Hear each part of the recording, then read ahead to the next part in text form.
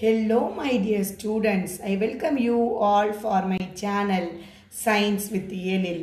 இன்னைக்கு நம்ம வீடியோல class 12 CBSE Electrochemistry Unit 2ல page number 40ல electrochemical cell and Gibbs energy of the reaction பத்தி தான் பார்க்க போறோம்.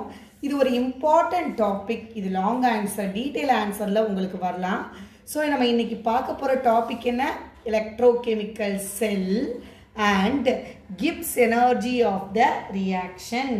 சரி, இந்த ரியாக்ஷனை பத்தி பார்க்கிறதுக்கு முன்னாடி நமக்கு தெரியும் Gibbs free energy னா டெல்டா G. இது ஒரு தெர்மோடைனமிக் ப்ராப்பர்ட்டி. இதெல்லாம் நம்ம ஆல்ரெடி வீடியோல பார்த்திருக்கோம். இந்த Gibbs free எனர்ஜிக்கும் எலக்ட்ரோகெமிக்கல் செல்லுக்கும் உள்ள கனெக்ஷன் என்ன?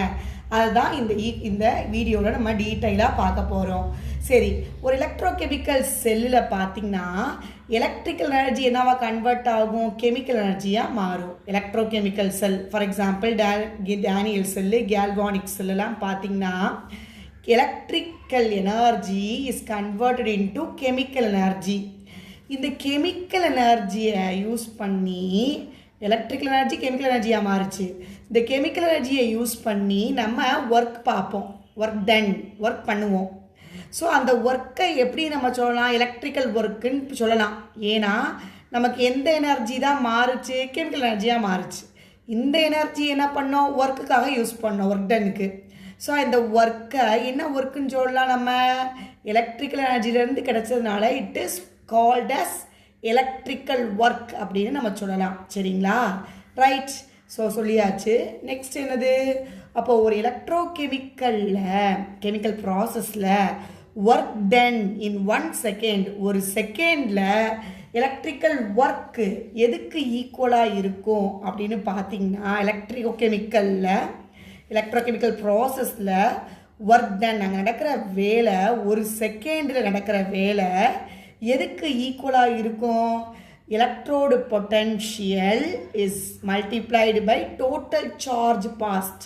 அந்த எலக்ட்ரோட பொட்டன்ஷியலுக்கும் அங்கே எவ்வளோ சார்ஜ் பாஸ் ஆச்சோ அதுக்கும் இடையில உள்ள மல்டிப்ளிகேஷன் தான் இந்த electrochemical work done in 1 second. ஒன்றுமே சொல்லலை.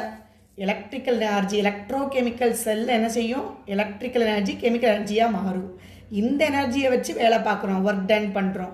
இந்த ஒர்க்கை எப்படி சொல்லலாமா? எலக்ட்ரிக்கல் ஒர்க்குன்னு சொல்லலாமா? ஏன்னா எலக்ட்ரிக்கல் எனர்ஜியை வச்சு தான் கிடைச்சதுனால இந்த வேலைக்கு எலக்ட்ரிக்கல் ஒர்க்குன்னு சொல்லலாம். அப்போ ஒரு செகண்டில் எலக்ட்ரோகெமிக்கல் ஒர்க் டன் எவ்வளோ அப்படின்றத எப்படி கண்டுபிடிச்சிக்கலாம்? அது வழியாக போகிற சார்ஜையும் எலக்ட்ரோட பொட்டன்ஷியலையும் மல்டிப்ளை பண்ணால் 1 செகண்டில் அங்கே ஒர்க் டன் என்னன்னு நம்ம கண்டுபிடிச்சிடலாம். இப்போது நமக்கு மேக்ஸிமம் ஒர்க் வேணும், எனக்கு நிறைய ஒர்க் நடக்கணும், ஒரு கேல்வானிக் செல்லில் கிடைச்ச எனர்ஜி பூராமே எனக்கு ஒர்க்கு மேக்ஸிமம் ஒர்க்காக மாறணும்னா அங்கே போகிற சார்ஜ் இருக்குது பார்த்தீங்கன்னா, அந்த டோட்டல் சார்ஜு அது ரிவர்சிபிளாக இருக்கணுமா? சார்ஜ் பாஸ் ஆகிறது ரிவர்சிபிளாக இருந்தால் தான் கிடைச்ச எல்லா எனர்ஜியையும் ஒர்க் டன்னா மேக்ஸிமம் ஒர்க்காக மாற்ற முடியும். அப்போ மேக்ஸிமம் ஒர்க் வேணும்னா அங்கே சார்ஜ் பாஸ் பண்ணுறது எப்படி இருக்கணும்? ரிவர்சிபிளாக இருக்கணும். அப்போ இந்த ஒர்க்கை என்ன சொல்லலாம்? நமக்கு ரிவர்சிபிள் ஒர்க் டன்னு சொல்லலாம். அவ்வளோதான். அப்போது எனக்கு மேக்ஸிமம் ஒர்க் நடக்கணும்னா அங்கே போகிற சார்ஜ் ரிவர்சிபிளாக இருக்கணும். ஓகேங்களா? சார்ஜ் ரிவர்சிபிளாக இருந்துச்சுன்னா அங்கே மேக்ஸிமம் ஒர்க் நடக்கும். அந்த ஒர்க்கை நம்ம என்ன சொல்கிறோம்? ரிவர்சிபிள் ஒர்க் டன்னு சொல்கிறோம். இந்த ரிவர்சிபிள் ஒர்க் டன்னை கேல்வானிக் செல் இப்போ ஒர்க் நடந்துக்கிட்டே இருக்குது. ரிவர்சிபிள்ன்றப்போ அங்கே மேக்ஸிமம் ஒர்க் நடக்கும். நடந்தால் என்ன செய்யும்? எனர்ஜி குறையும். அதனால தான் டிக்ரீஸ் இன் கிப்ஸ் எனர்ஜி, அங்கே எனர்ஜி குறைஞ்சிக்கிட்டே வரும் அப்படின்னு சொல்கிறாங்க. அப்போ எனர்ஜி குறையுது.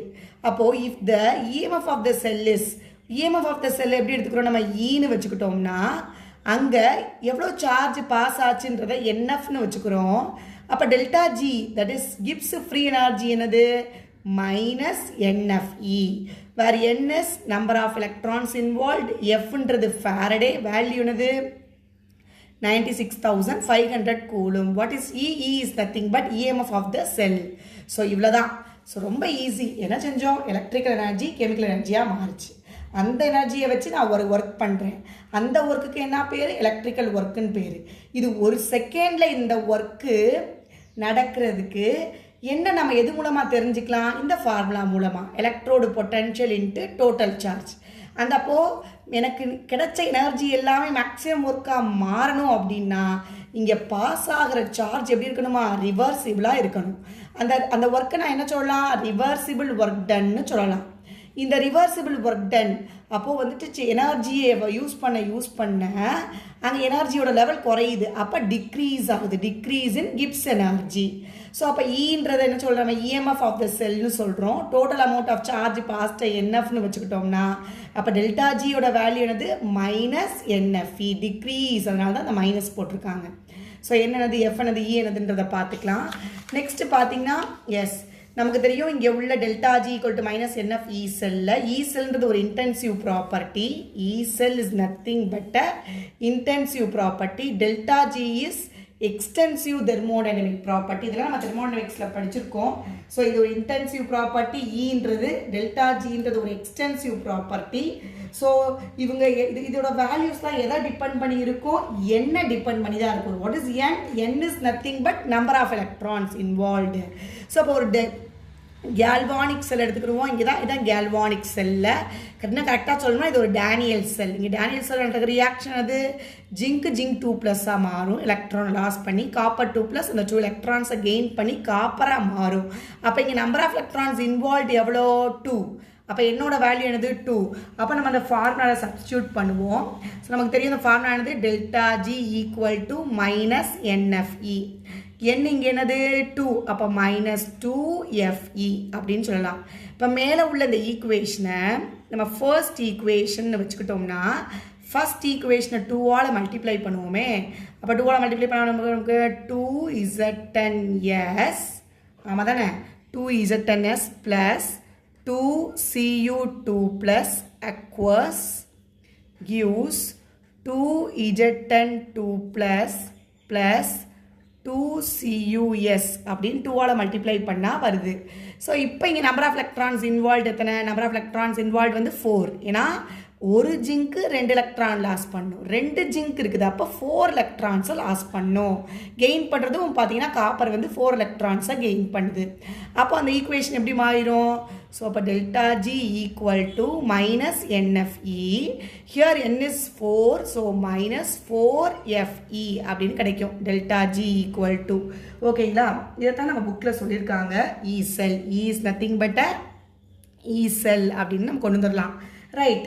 இப்போ நம்ம பார்த்தோம்னா இப்போது நம்ம ரியாக்டிங் ஸ்பீஸோட கான்சன்ட்ரேஷன்லாம் யூனிட்டின்னு வச்சுருவோமே. இவங்க எல்லாரோட கான்சன்ட்ரேஷனும் யூனிட்டி அப்படின்னு வச்சுக்கிட்டோம்னா இங்கே நடக்கிற reacting species concentration of reacting species வந்து யூனிட்டி அப்படின்னு வச்சுக்கிட்டோம்னா அப்போ என்ன நடக்கும்னா இ செல் வந்து எதுக்கு ஈக்குவல்னா E0 செல்லுக்கு ஈக்குவல். இங்கே நடக்கிற எல்லா வரையுமே யூனிட்டின்னு வச்சுருவோம். 1 வச்சுக்கிட்டோம்னா இ செல் எதுக்கு ஈக்குவலாக இருக்குமா? E0 செல்லுக்கு ஈக்குவலாக இருக்குமா? அப்போ இருக்கும்போது இந்த டெல்டா ஜியோட வேல்யூ எப்படி மாறிடும்? அப்போ delta G reaction equal to minus nF E cell இப்படி தான் நம்ம எழுதுகிறோம். சப்போஸ் யூனிட்டியாக இருந்தால் இது எல்லாமே நாட்டாக மாறிடும். Delta G naught equal to minus NF E0 செல் அப்படின்னு மாறிடும். ஸோ இந்த ஈக்குவேஷனை வச்சு நம்ம என்ன கண்டுபிடிக்கலாம் அப்படின்னா E0 செல்லை கண்டுபிடிக்கிறது மூலமாக delta G naught value free energy சேஞ்சையும் கண்டுபிடிச்சிடலாம். ஸோ இந்த ஃப்ரீ எனர்ஜியை கண்டுபிடிச்சிட்டோம்னா இன்னொரு ரியாக்ஷன் இருக்குது. அந்த ரியாக்ஷன் என்னன்னு பார்த்தீங்கன்னா delta G equal to S இன்னொரு ரிலேஷன்ஷிப் டெல்டா ரியாக்ஷனில் delta G naught equal to minus RT ln K. So இங்கே டெல்டா ஜியை கண்டுபிடிச்சிட்டோம். E0 செல்லை வச்சு டெல்டா ஜியை கண்டுபிடிச்சிட்டோம். டெல்டா ஜி நாட்டை கண்டுபிடிச்சதை வச்சு யாரை கண்டுபிடிச்சிடலாம்? இந்த கேவை கண்டுபிடிச்சிடலாம், ஈக்குவலிபிரியம் கான்ஸ்டன்ட். ஸோ இந்த ஈக்குவேஷன் மூலமாக நம்ம யாரை கண்டுபிடிச்சிருவோம்? E0 செல்லை. ஸோ அப்போ E0 செல்லை நம்ம from the measurement of E0 செல்லை மெஷர் பண்ணிட்டோம்னா டெல்டா ஜி நாட் வேல்யூவை கண்டுபிடிச்சிடலாம். டெல்டா ஜி நாட் வேல்யூ கண்டுபிடிச்சிட்டோம்னா இந்த ஈக்குவேஷன் மூலமாக ஈக்குவலிபிரியம் கான்ஸ்டன்ட் கேயும் கண்டுபிடிச்சிடலாம் அப்படின்னு சொல்கிறாங்க. ஸோ இவ்வளோதான் இந்த கிப்ஸ் ஃப்ரீ எனர்ஜிக்கும் எலக்ட்ரோகெமிக்கல் செல்லுக்கும் உள்ள ரிலேஷன்ஷிப். இதை பார்த்து லேர்ன் பண்ணிக்கோங்க. ரொம்ப சிம்பிள், ரொம்ப ஈஸியாக முடிச்சாச்சு. நான் ஒரு ரிவைஸ் பண்ணிடுறேன் பாருங்கள். ஒன்றுமே கிடையாது, எலக்ட்ரிக்கல் எனர்ஜி கெமிக்கல் எனர்ஜியாக மாறிச்சு. தென் கெமிக்கல் எனர்ஜியை வச்சு ஒர்க் பண்ணணும். அந்த ஒர்க்கு என்ன பேர்? எலக்ட்ரிக்கல் ஒர்க்குன்னு பேர். அப்போ ஒரு செகண்டில் இந்த எலக்ட்ரோ கெமிக்கல் ப்ராசஸ் மூலமாக நடக்கிற ஒர்க் டன் என்ன செய்யலாம்? நம்ம எப்படி கண்டுபிடிக்கலாம்? Electrode potential into total charge பாஸ்ட்னு சொல்லலாம். இந்த சார்ஜ் எப்படி இருக்கணுமா? ரிவர்ஸ்டாக இருக்கணுமா? அப்போ தான் அங்கே மேக்ஸிமம் ஒர்க்கு கிடைக்குமா? அப்போ அந்த ஒர்க்கை எப்படி சொல்லலாம்? ரிவர்சிபிள் ஒர்க் டன்னு சொல்லலாம். ரைட். அப்போ ஒர்க் பண்ண எனர்ஜி குறையுது, டிக்ரீஸ் இன் கிப்ஸ் எனர்ஜி அப்படின்னு சொல்கிறாங்க. ஸோ அப்போ இஎம்எஃப் த செல்லில் ஈன்னு வச்சுக்கிட்டோம்னா total amount of the charge passed என்னன்னு சொல்லலாம்? என்எஃப்னு வச்சுக்கிட்டோம்னா அப்போ delta G change in free energy equal to minus nFE அப்படின்னு கிடைக்கும். என் என்ன, எஃப் என்ன, இ என்னன்னு பார்த்துக்கணும். தென் இந்த ஈக்குவேஷனை வச்சு நம்ம ரெண்டு விஷயம் தெரிஞ்சுக்கலாம். ஆல்ரெடி நமக்கு தெரியும் தெர்மோடைனமிக்ஸாக இ செல் அப்படின்றது ஒரு இன்டென்சிவ் ப்ராப்பர்ட்டி, டெல்டா ஜின்றது ஒரு எக்ஸ்டென்சிவ் ப்ராப்பர்ட்டி. இதோட வேல்யூஸ்லாம் நம்பர் ஆஃப் எலக்ட்ரான்ஸ் என்ன டிபெண்ட் பண்ணி தான் இருக்குமா? அப்போ ஒரு டேனியல் செல் எடுத்துக்கிட்டோம்னா இங்கே நம்பர் ஆஃப் எலக்ட்ரான்ஸ் இன்வால்வ் என்னது 2. அப்போ ஈக்குவேஷனில் சப்ஸ்டியூட் பண்ணால் என்னுக்கு பதிலாக -2FE செல் அப்படின்னு வரும். தென் இதை 2வால் மல்டிப்ளை பண்ணுவோம். மேலே உள்ள ஈக்குவேஷனை மல்டிப்ளை பண்ணால் என்னோட வேல்யூ 4 ஆயிரும். அப்போ டெல்டா ஜியோட வேல்யூ -4FE ஆயிரும். தென் எல்லாரோட யூனிட்டின்னு வச்சுக்கிட்டோம் ரியாக்டன்ட் ஸ்பீசஸ் அப்படின்னா இங்கே இ செல் ஈக்குவல் டு E0 செல். அப்போ ஈக்குவேஷன் இப்படி கிடைக்கும். E0 செல் தெரிஞ்சிச்சுனா டெல்டா G0 கண்டுபிடிச்சு டெல்டா G0 மூலமாக ஈக்குட்ரியம் கான்ஸ்டன்ட்டை கண்டுபிடிக்கலாம். ஓகேங்களா? ஸோ டீட்டெயிலாக பார்த்து தெரிஞ்சுக்கோங்க. ஏதாவது டவுட் இருந்தால் கமெண்ட் பண்ணுங்கள், லைக் பண்ணுங்கள், ஷேர் பண்ணுங்கள், சப்ஸ்கிரைப் பண்ணுங்கள். தேங்க்யூ.